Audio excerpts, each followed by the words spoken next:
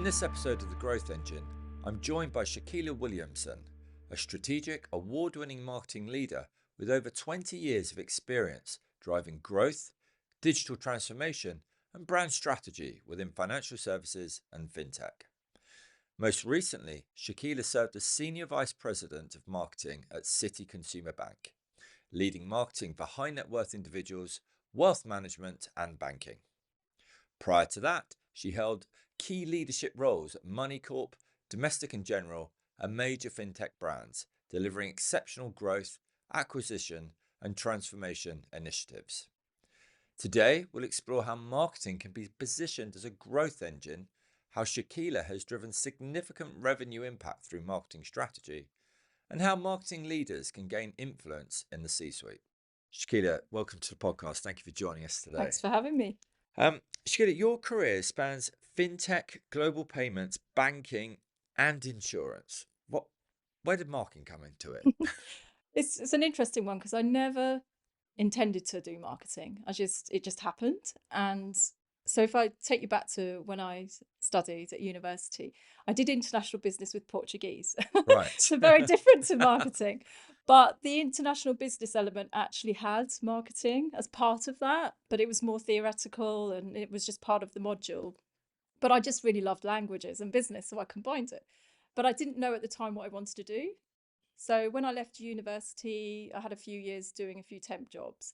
But then I started working at this digital agency. Right. And that's when I was so passionate about what you could do. It was when the kind of dot-com burst was happening, and there was a lot of websites needing to be developed. Yeah. I was looking after their core clients, and I was exposed to all of the web design and web development, so usability, accessibility, SEO, all of the digital strategies, and I loved it because it was really fast moving as well, having to keep up to date for the clients. So, and then from there I moved to my role at Domestic and General, and that was an entry level e-commerce kind of assistant or coordinator, and from there I was doing the similar things. It was still web development and looking after clients again as well, but in that role I progressed more to the leading the digital marketing as we advanced, and that was for their own website, so direct to consumer, but also for our clients as well. And I had a real passion there because I really started doing A/B testing. I set up A/B testing for them, and I was so passionate about what you could do and seeing the results and seeing how you could improve and your growth. From there, that was where I was really passionate about it. And then I applied for the job at Money Corp, and they were on a huge transformation there, and it was e-commerce manager that I started at there.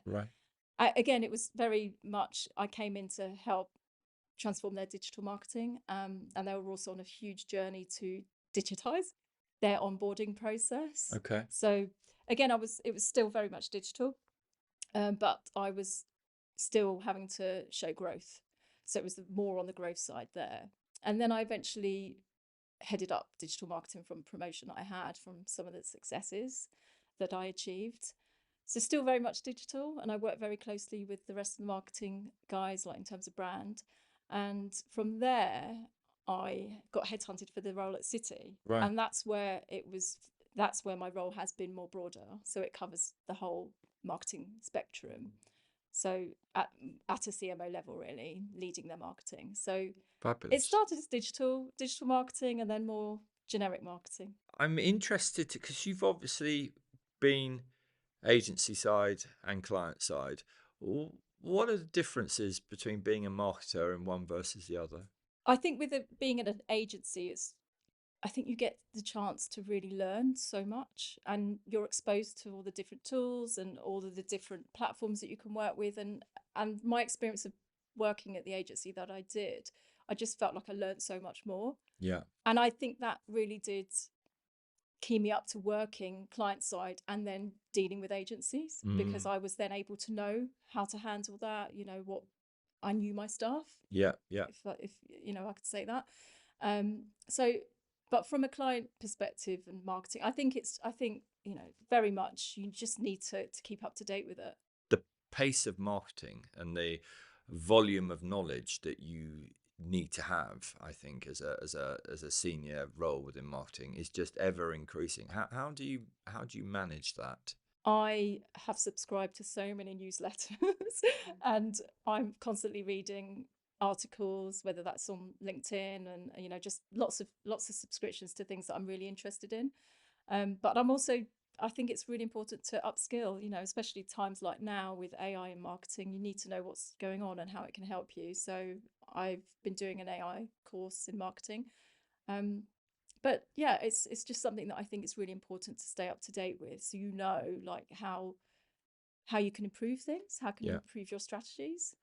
Without that, without being out there in the training, you won't know what you can do, no. what's possible. Well, we're gonna talk more about some of the training later on in the discussion. I know that you're a big fan of continuous learning, and you've done some great successes with that. So let's park that for now and come back to that. Um, Something that you just spoke about, that you talked about, that your role at Money Corp was about driving growth. This podcast is all about marketing as a growth driver within business, and that's something that we're very passionate about here. At your time at Citi, you doubled acquisition rates there. Can you expand on how you achieved that? The drivers behind that was really understanding what was possible, and I did the research, looked at the data. So when I came in, it was very much they were on a big journey at Citi again to transform, and they really wanted to accelerate on their acquisition. So I just looked at everything, really understood what they were doing and where they needed to go. So in terms of strategy, it was like doing the research and understanding what worked, what has worked in the past, what we need to do to change, and really understanding the ideal customer profile. Who they are, who's the target audience, and what what are their pain points and what motivates them, so we could actually ensure that was in the messaging and the value proposition. So that was really key from a strategic perspective to start from scratch there. And then from an execution perspective, I looked at the channels and how we could reach the high net worth audience that they were. So it was about optimizing those and actually bringing in new channels where we could. And the biggest thing was really is measurement and tracking. I had to completely overhaul that. There was a lot Right, missing. right, So right. without that, you don't know what's working and what needs to change. So from that, I was able to track at an audience level from from a targeting perspective. In LinkedIn, you can target so many different categories, and I was able to target at that level, so I could see what was working. So that was really quite fundamental. Yeah, yeah. That. And it's a similar Money Corp. At Moneycorp, the drivers there were really about the automation. I came in and they were on a huge journey again, and I was leading the change in terms of automating their whole onboarding platform. Okay. So that was a huge project across the whole business, and that significant results from that as well, doubling conversions. And so it was really the automation there, but I also had to look at the different marketing channels they were using Right. and optimizing those. I also did an agency review there. There were some issues there, and I needed to make sure that they were that things changed there, Yeah. whether that was bringing in new agencies or talking to them about how we can improve. So that they were the really big things there as well at Money Corp. Well, how long were you at Money Corp for? Money Corp, it was nearly about 5 or 6 years. Right, right. And again, going through huge transitions.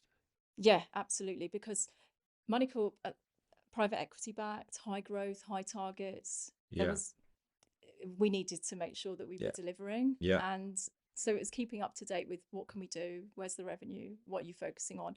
So it was, you Great know fun if it's all going in the right direction. Enormous pressure, I imagine, if it's not. absolutely. Yeah. So one of the things that I had to look after was a negative forming channel, and I Mm. had to turn that around. Okay. And that was referrals actually, which was one of their biggest channels from a revenue generation perspective. Right. So turning that around was really an amazing achievement. Yeah. And that was again just looking at how we can promote it, what were the areas that were suffering in terms of promotion. and tracking again. Yeah, yeah, yeah. Missing tracking, so you don't know what's working, what's not. So it's such a big fundamental area. That's interesting. Obviously, I'm not going to ask for sensitive information here. I'm just interested in understanding the process more than anything. Yeah, So sure. I'm sure that this is an area that people need to solve in their own businesses or organizations. So underperforming channel. Yeah, First thing, presumably, is that you have to diagnose what's going wrong. yeah, of course. Yeah, From what you're saying, if you don't straight away, if number one is we haven't got accurate measuring, it makes the diagnosis that much more challenging. yeah. So in your case, you didn't have the right measuring. So how do you actually start diagnosing, or is that Yeah, one of the problems? there was still ways of knowing it came from that channel, but I'm Right. talking more at the, what I had to do a deep dive of where the tracking was not perfect. Yeah. It might have been going to a different allocated to a different channel, for example. Okay. So it was still possible to track revenue from that. There were Right. certain codes that we were using at the time. So, but yeah, the overhaul was really diagnosing everything. Why is that not working? It should be better. So getting to the bottom of that. In more general terms, when you're diagnosing issues that need solving, the role of research within that, it sounds like that's something that you've implemented at Citi, about making sure that you're really diving into understanding Yeah, absolutely. Without research and data analysis, you really don't know where you need to go. Yeah. So it's so important. Actually seeing what has worked, what needs to be done, really. So it's a big thing. I Yeah. would say that without that, you will struggle. And in both Money Corp and Citi, did that research exist, or did you have to go in? Did you have to start conducting that? Do you have to get your own proprietary Yeah. research data? So at Money Corp, there were big focus groups and things that happen there. Okay. But I'm talking more looking at the data, as well, like what I Mm. can see, from the analytics Yeah. and just seeing what's working there and actually having discussions with people in the business as well. What are they seeing? Where are the issues? And actually Drilling really down getting, into that yeah, data. exactly. Yeah. And then Citi pretty much used the data that was already available, but they had done past focus groups as well. So, but Right. there's never, you can never do enough research. I think Yeah. that's something that I would always say, that research is so important to Yeah. keep in touch with what the customer actually wants and where you can actually delight them. Let's go back to the kind of broad subject of this podcast. So, marketing acting as a growth driver within businesses. Um, we've had an initial conversation around the subject, but let's rewind on that. The marketing is often undervalued in its potential of being a growth driver within the business. Um, how can CMOs get a better seat at the table to actually have a voice in the Yeah. direction of the business? So one thing I say there is it's a bit of a hot topic at the moment. There's a lot of data out there about the CMO tenure being the shortest in the Out of all the C-suite. C-suite, yeah, Yeah, yeah, about 3 or 4 years, yeah. which is like really Shocking when you crazy compare that to to a CEO and CFO. CFO. Yeah, Yeah, CEO. So it's a movement that needs to change. So I'm part of this group that a colleague has set up called the Marketing Revolution, right. and it is about the change that needed in marketing, because I think it's a lack of understanding, like what does marketing actually do? So I think as marketing leaders, it's really important to bring marketing back to where it should be. It should be Yeah, the core of a business, yeah, because we speak to the customers. We then bring that information back into the organization and actually develop strategies from that. So mm-hmm. without that, without marketing actually doing that and actually being that central role, I think I don't know how companies are growing. No. How are they doing it? So really important to make sure that the education's there. What is marketing, and to gain that influence? Do you think that some of this is a fault of our own making? I'm referring here to the disparaging term, the colouring in department, shall we say? You've obviously heard that phrase. I have heard that. And that was, to me, it was like, well, that's a disparaging term, Yeah. and you wouldn't ever hear that if you're working with the CEOs talking about CFO, or it's like with this strategy growth for the business, why is it that marketing isn't thought of in that same way? Yeah. And that was my question. Have we brought it on ourselves as an industry? What needs to change in order to Yeah. have that seat? So I think it's about influence, so you need to gain that influence, and that influence comes from building relationships Mm, with your peers, with the C-suite, with your team. And one of the things that I heard more recently was about decisions being made before the boardroom. So again, that's another thing, isn't yeah, it? Like, how are you going to get that investment if you haven't actually built influence in the company? I see. Yeah, So I would 100% say that to build influence, there's many ways that you can do that, and I'm doing some training on that as well, like to actually really enhance those skills as well. So the first thing would be about communication. So you would have heard about the different colors that like red, yellow, green and blue. So it's a disc profile. So right. depending on that, then you would adjust your communication style and behavior based on that. So that's Okay. one thing about becoming aligned with that person, so how to. So the CEO might be really driven with data, and you need to then be on the same page there. So improving your empathetic skills, is that the right? Yeah, but also, yeah, understanding, yeah, exactly, but Yeah, also how do they behave, what do they want to receive when they're wanting to kind of download on what you're doing. Do they want right. it in Yeah, bullets? Do they want explanations? yeah. So that's one thing. And then there's also building credibility, so we need to really get to the grips of what the market is, what's happening in the market, Mm. what are customers wanting, what do they, what's driving them. So then bringing that knowledge back into the company and actually The saying, becoming the expert voice of the exactly, customer. exactly, Yeah, absolutely key. So then you need to bring that into the company and show that you're that person. yeah, Credibility there, credibility understanding the product. How many people really do understand, the real details of the product, like the margin, the P&L? So you become that person that actually can talk the same language as them, yeah. and actually how marketing can influence that. And then the other thing is like training and ensuring that you're developing yourself, that or everything that's happening, like the market. Mm. So all of that will build influence, which is really important.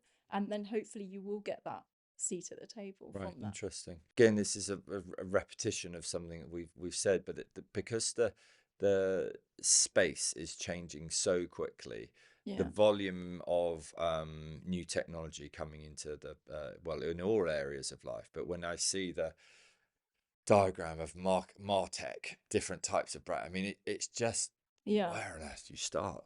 And I think if you're not one of these individuals that is a naturally curious person, you're probably going to struggle Yeah. rising through the ranks. I would guess. I think absolutely in marketing, digital, you need to keep up to date with Yeah, what's going on. And that's why I go to webinars, I go to networking events and really understand, what are people using? What are yeah. the big use cases of those? So it's actually good to see what other people are doing and how they're using those tools. Yeah, let's talk about one of the courses. So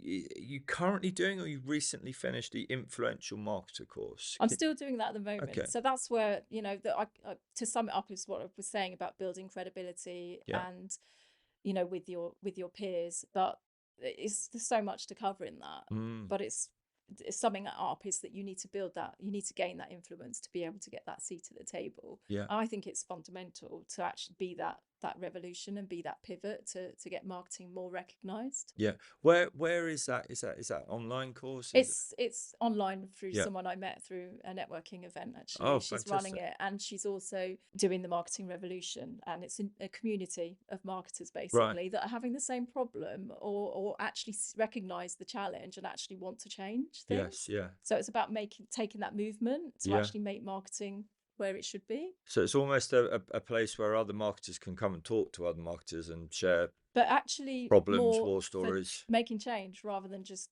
talking about it. So Okay. actually coming with your problem, like the CFO won't approve my brand budget, for example, Yeah. or this has only just started really recently, but I'm Mm, a big advocate of that as well. Like, it's actually this is a problem that needs to be fixed, Yeah.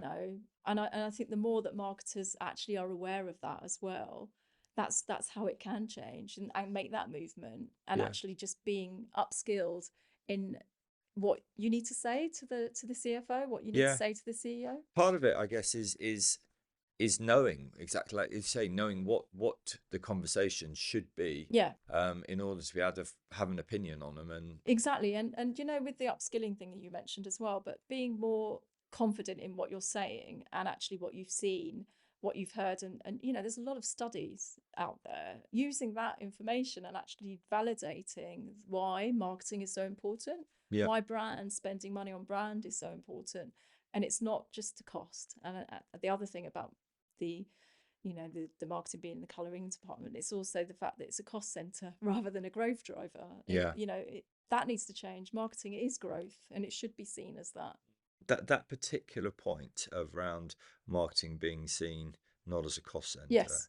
um is there stuff that you do with, whether that was at Money Corp or at Citi, of when you're presenting budgets that Hmm. you're requesting in order to achieve your objectives for the year, are there tools or measurements that you use to start showing that you have to Yeah, I present? mean, what I would say is that brand tracking is really important. Like, what is the sentiment out there for your brands? And you can do surveys, that which is what we did at Citi.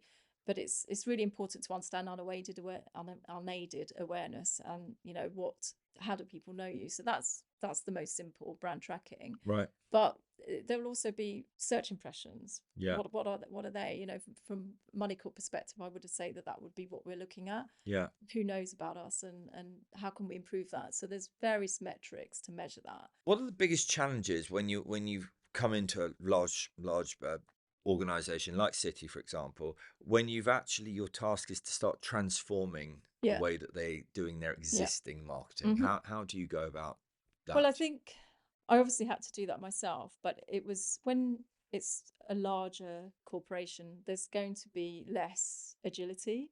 So you're going to have to work with the tools that are there, unless, of course, they're on a big mission to change. And when I was there was that big mission to change, bringing in lots of new martech. And so that it has to be something that's got the buy-in. So again, if you want to do something that they're not doing, you would have to make that business case. So Yeah. again, it's like learning those influential skills. How can I actually influence people that this is a really good idea? So I think that's really important. So it can happen, but it might take a bit longer, like Yeah. in terms of transformation. But then at a fintech, it's very agile, that you can bring in pretty much what you want. Yeah. Like Yeah. when I was there, I actually brought in some tools for A/B testing, for example, and that was like just done overnight Yeah. in a Yeah. few days. So it's really easy And to implement. that sort of speed of getting buy-in versus having to fill out multiple rounds for the, I guess, the security teams to pass new Yeah, software. absolutely. There They're is. different beasts, aren't they? Yeah, absolutely. And I've been, because I've had fintech and the large corporations, I know that it's different, but Yeah. it's worth it, to push forward, to make sure that you can still see that growth. It's just a Yes. different processes. We're hopping back and forth here between City Yeah. and Money Corp. But one of the things I'm interested in is, you mentioned in time at Money Corp that you put in place a big SEO and digital transformation project. Yeah. Can you talk to us a little bit about that? Yeah, sure. So when I joined there, that they were on a transformation anyway to actually digitize everything. So Right. this was their onboarding platform for new accounts and then for them to trade. So imagine everything being manual and then suddenly having to automate all of that. So it's really, really big, leading all of that.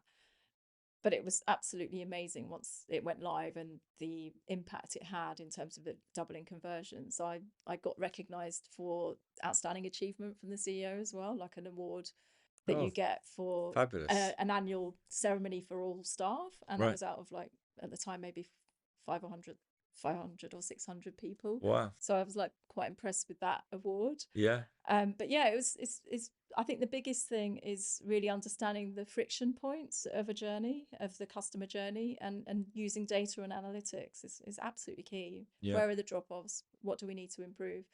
This was quite a big transformation, so it was only going to get better, because going from manual and a designed form that was just not Mm, working, and actually completely redesigning everything. And then the other thing was around the channels that we were using, optimizing those. Um, Really just looking at what's working, what's not, the agencies that were involved as well, and mm, actually changing a lot of that. So one of the other things was that I thought was actually quite important is the conversion side as well, the optimization. So you've got the onboarding journey, but before that, you've got the landing pages. So yeah, they weren't converting either. So it was actually a complete redesign of those. And I designed a best practice landing page that included all like trust signals and stuff. So that right. how important that is. And that really helped as well. And I saw a massive increase there. So So you almost created a template for the yeah, business to follow, and yeah, then we then used it, rolled yeah, it out to these different channels as well, because there were yeah, partnerships, there was direct. So making sure that that was used as the touch point, and that really did improve right, things. So we had that conversion, and then a better platform. You're yeah, gonna, you're winning really. yeah. So I think that was really important, conversion optimization at that time. Presumably within SEO, what you're tracking there is that you're tracking the volume of organic Yeah, visitors, time spent on site. yeah, Those are the key ones. Anything else? referrals like Right. being referred as well. So referral traffic. Yeah. So yeah, I mean, there was a huge transformation there in terms of ensuring that we were doing it properly, Mm. so and actually creating content as well. Yeah. That was quite big as well. Yeah. Presumably the right type of inbound traffic, which Yes. so it's the content is almost the fishing hooks to Yeah. catch the right type of fish, I guess. Yeah, absolutely. Yeah. So there was a lot that we did there, and making sure that we were tracking the right keywords as well, and Yeah. actually doing analysis of what that should be, and yeah, bringing in the right agency for that as well. So was it Money Corp that you had a refresh of the agency roster? Yes. Well, Yeah. how does that happen? So we obviously are an agency, so I've never understood from that side, but Yeah. there's what presumably there's either a reason to instigate that with maybe too many legacy agencies on the books, or things move on and we haven't got the right types of agency. But Yeah. how does it happen from a My job when as soon as I joined was like, I've got to redesign the website, and nobody knew anything about it, so I had to do a lot of investigation with who right? was doing what, who's actually making changes to the website. So where I come from at Domestic in General, I knew everything, and I actually had all the teams were internal, so it was much easier. But there, like, it Yeah, was all like really fragmented, and also I needed to make things happen very quickly, and the website people were just not, it was too slow, so right. I changed that, and I Yeah, got the right team that had the right experience, and that was just putting that out to tender, yeah. and Okay. I got the best agency, like they turned things around really quickly. And then there was also um yeah, from the paid side, paid like in terms of digital marketing, I just didn't, because I'd come from an environment where I knew what was working and what wasn't. I didn't really see the work that they were doing that was Didn't have the valuable. I confidence didn't have the almost. confidence, Yeah, and I brought in an agency that I was using before, yeah. and I had that confidence. So, and I think that's, when you have to move really quickly, you need to trust You got to the have trusted agency. partners. Yeah, Yeah. and but I also think that's, if I can build that trust with the agencies that we're working with, but I couldn't. I just No. didn't feel like they knew what they were doing, Mm. and because I knew what I was doing, I Yeah. knew that they didn't know And that. and ultimately, it's resting on you, isn't it? The Yeah, I'm performance in is charge of it. Yeah, yeah, so for me, I knew that things had to change quickly, so I had to make those decisions and yeah, actually get a new agency, and we saw huge improvements from having a new agency. yeah.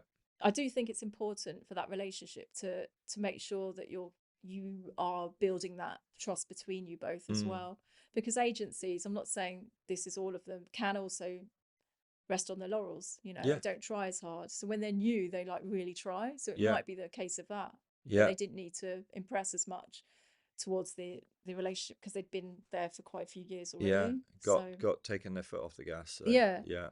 but but maybe the smaller agencies don't do that. Mm. And then this was a smaller one that I was going to. So Yeah, I actually do favor those sometimes, because you get that better client experience. yeah. If you go for the Personal really big relationship. ones, and I have to say, like, I've worked with so many agencies at Domestic in General too, and We went through so many different digital agencies that weren't performing because No. they were so big. Let's jump out back to a kind of broader subject in marketing and talk about uh, the importance of the customer. Yeah, Customer centric marketing, shall we say?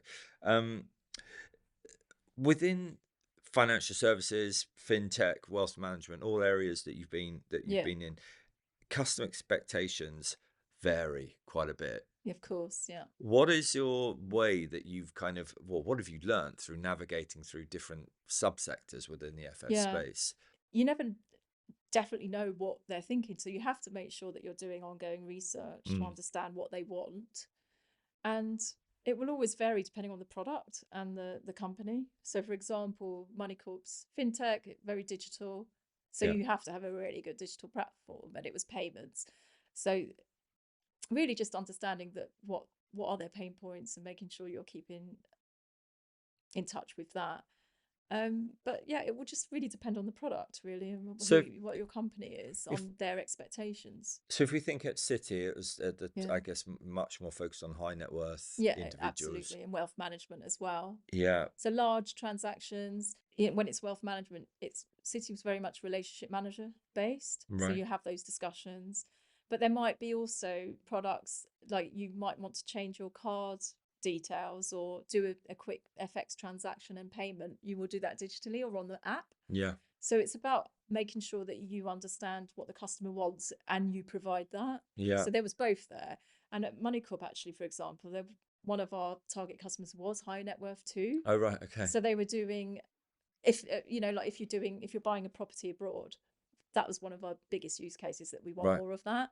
And they are doing a huge transaction there. They want to talk to someone rather than Mm. doing that online. So you had to From a cater for both. security point of view, Yeah, yeah, absolutely. So I think it really it really depends on the company, the product, yeah. and There what is you're. no one size No, fits all. It's absolutely just, no one size fits all. You need to know what they want, and you adjust to the target audience, and make sure that you've got the tools that they want yeah. to work with you. If it's a chatbot, if it's an app, if it's an online platform, Mm-mm. provide that and actually make sure it's what they want. Very early in our days, one of our first clients was actually Jaguar Land Rover, Oh, really? and they we worked for a chap who headed up their market research team, and he was a huge advocate of ethnographic research and Yes, ethnographic research. Yeah, doing ethnographic yeah, documentary films. And yeah. that was my first kind of understanding of how important market research is Research. in the development of, and they were doing research for car products that were coming out sort of 8, 9, 10 years later.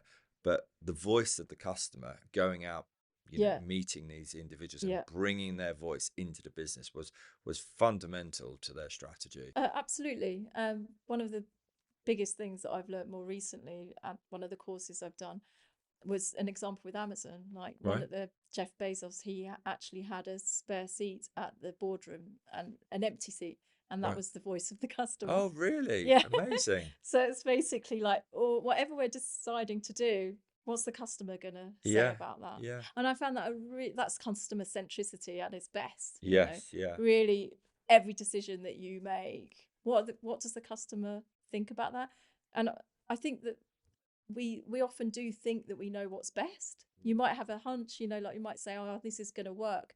You really don't know No. until you've like put it out there, Yeah. And You're making assumptions, aren't you? Which can yeah, get you in a lot of it's really trouble. dangerous because everyone feels differently about Yeah. things, and also what you think is your competitor, the customer won't think that. They No. just see it as an alternative, Yeah. and it might be not what you're thinking. You think Yes. that you've got a specific competitor, but actually what they think is that product is the competitor Yeah. alternative. That's funny. It's funny you mention Amazon because the client that I worked for at Jaguar Manager, he then moved to Amazon. Oh, Bizarrely, he'd been in automotive for years, and then when he did finally move job, he ended up at Amazon doing market research. So, oh wow. good joining Yeah, of yeah. stories there.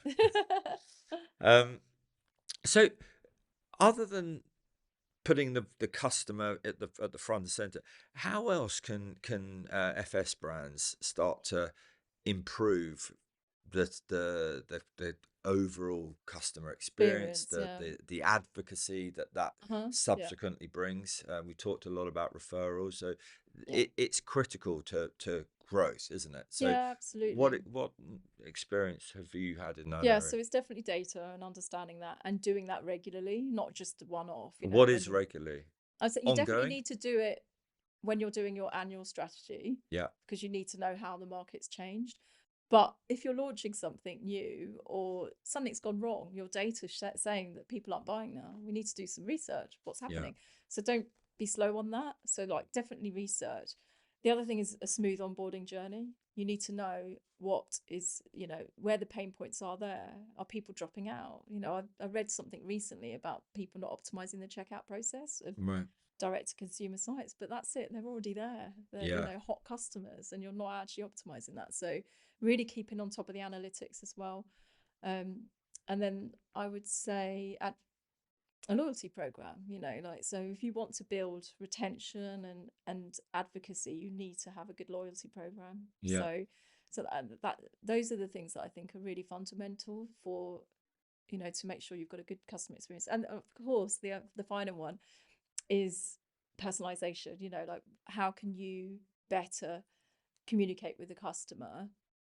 So I went to a webinar, not a webinar actually, an event recently with Adobe, and some of their tools now.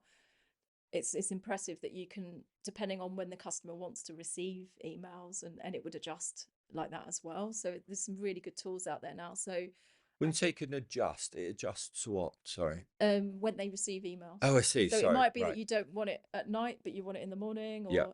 and also adjusting the send times based on their behavior when they Mm, want to receive things, but also frequency. yeah. So I'm just talking more about personalizing that experience and relevance for them. Yeah. Make sure that you're listening to what they need, you know. I can't remember where I heard this term, but reading customers' digital body language. I think it's a really nice way of explaining it. And Yeah. So what when do they respond to you? yeah, Do they?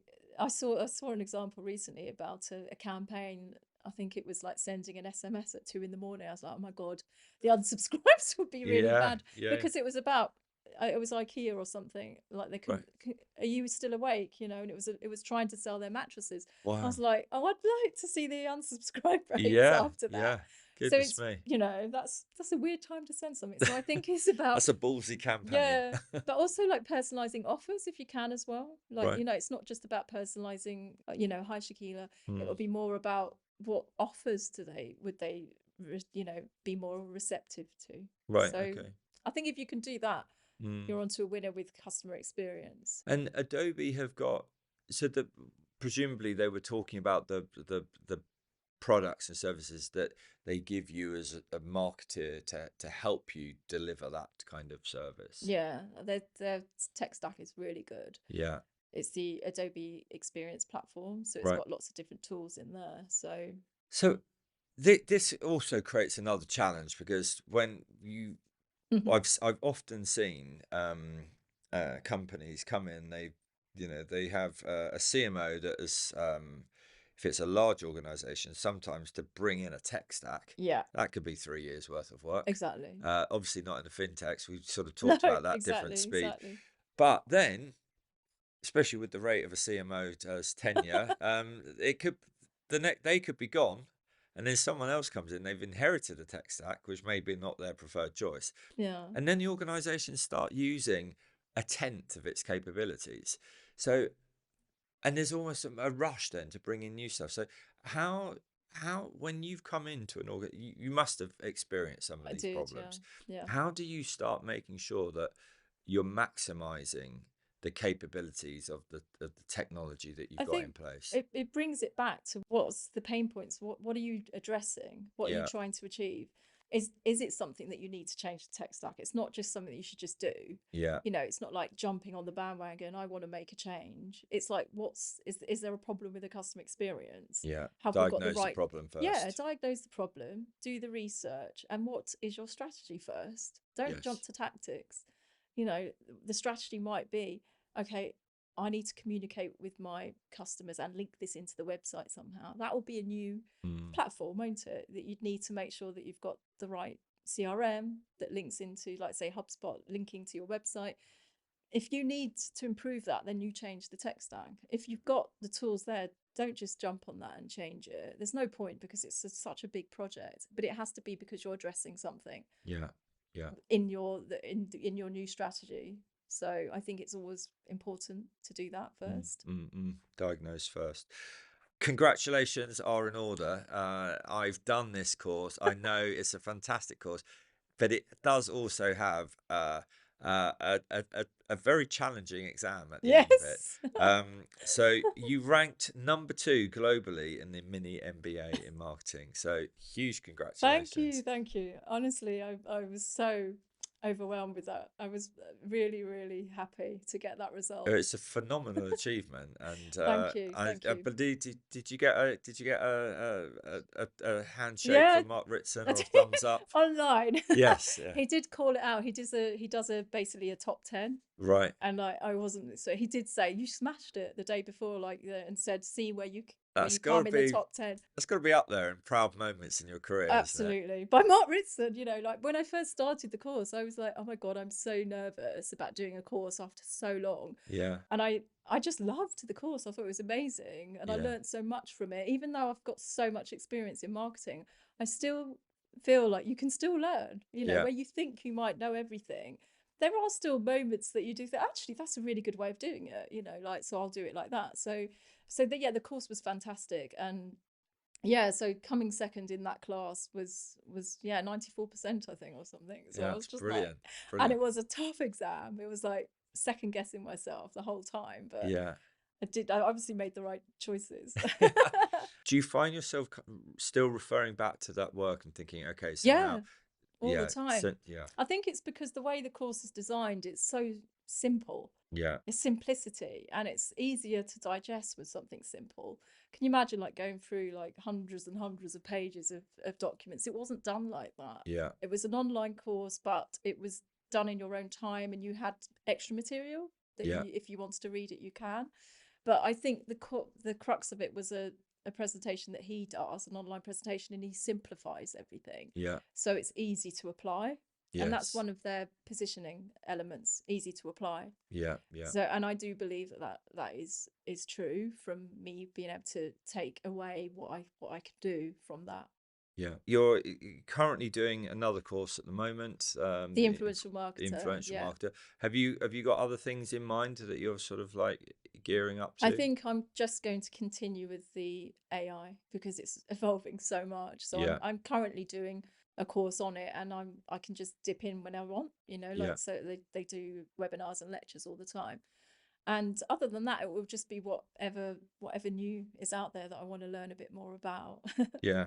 Marketing folk that are sort of just coming into that leadership position, Yeah. um, beyond Ritson and other Mm. courses, what advice would you give them about being able to fast track their career or Yeah. improve their knowledge? What would it be? I think there's a lot of networking needed. If you want to progress in a company, Yeah. absolutely networking. And Within the company or yeah, within the within the industry? company, but also the industry, Yeah, because I'm finding that since I've been doing a lot more networking now, and I'm meeting some fantastic people, that there really is a great community out there.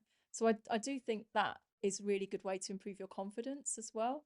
yeah, Because you can actually just get stuck when you're in a role and you've been in a role for so long. But if you can get out there and network externally, it will help you network internally as well. yeah, yeah. And I think that's one of the biggest ways to progress your career, networking. Some people who can either embrace that and go, that sounds like great fun. Some people are like, that sounds like the worst thing, because some people can find that quite It's intimidating. out of your comfort zone. Yeah, So I think when you're out of your comfort zone, it will naturally feel like that. But when you start doing it, that your comfort zone gets larger.